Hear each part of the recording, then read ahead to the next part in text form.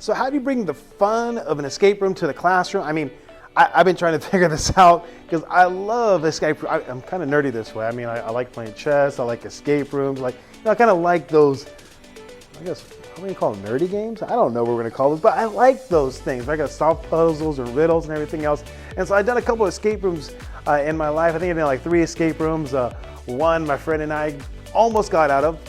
Another one me and my family did, which we did get out of. And there was one more which we almost got out of.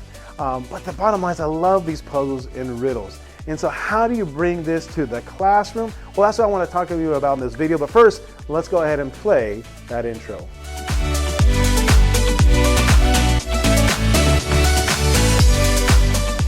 So I came across this company. Now, by the way, I wish I had a big channel I can, get paid for this, but I don't. But anyways, the name of the company is called Breakout EDU.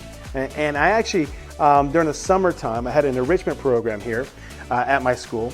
And we had to come up with something for students to work on, somewhat curricular, somewhat, something kind of fun for students to do, but yet the same thing, they can learn something from it. And I came across this. And what is it? This has got this box. And once you got this box right here, and connected to the box are these locks. And so what happens is, as I give a group, usually probably maybe like 3, 4, 5 students working together in the group, I give them clues.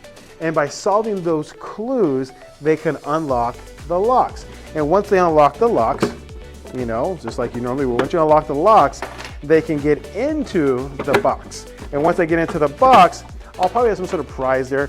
During summertime, when I did summer school enrichment, I had candy, so I'll probably do the same thing. And they open the box up, and of course there's the prize, whatever it might be. In my case, most likely candy. But what's great about this is I teach history, and so the different games have different focuses.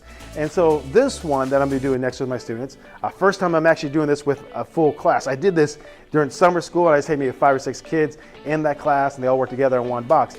But I got this grant, and with this grant, I was able to get a total of 6 of these boxes, which means I can have the whole class work on it. Maybe 5 students together work in one box, and of course I have 6 boxes, therefore 30 students. And so I'm excited to see how this goes with the entire class working on them. And so the clues, so once again, the different storylines that go along with them. This next one I'm going to be doing, this first one I'm going to do with my entire class, has to do with the Industrial Revolution. And so the clues are focused around that. So you usually got a big story that goes along with it. And then from there, you have the actual puzzles you're trying to solve. And so, for example, this one here is a directional lock, which if you look at one of these locks, on here you can go up arrow, down arrow, left arrow, right arrow, so forth. But what this is basically like journal entries, right? So this kind of reinforces the idea, just the working conditions in many of these factories. So students will read about how horrible the working conditions were in the factories. So they get that reinforcement for the actual material itself during the Industrial Revolution. But the clues are in these journals, because if they read the journals hard enough or look closely enough, they'll realize that there's a certain word repeated over and over again. So it might be down, down, down, down, down. So this would be down, right? So this represents the down arrow. And there's other ones maybe say up, up, up, up, and I got up at 6 o'clock in the morning and had to lift up the barrels, something like that. And then they put them in order by the date.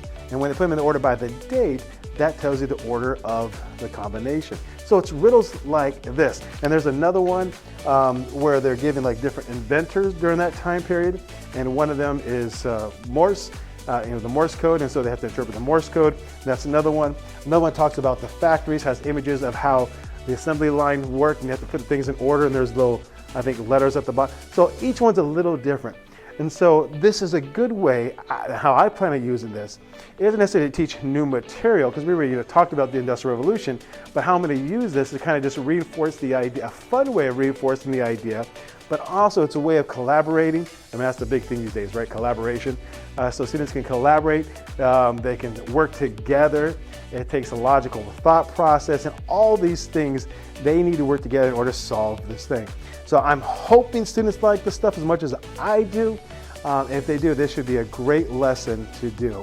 And I look forward to doing more of these down the road.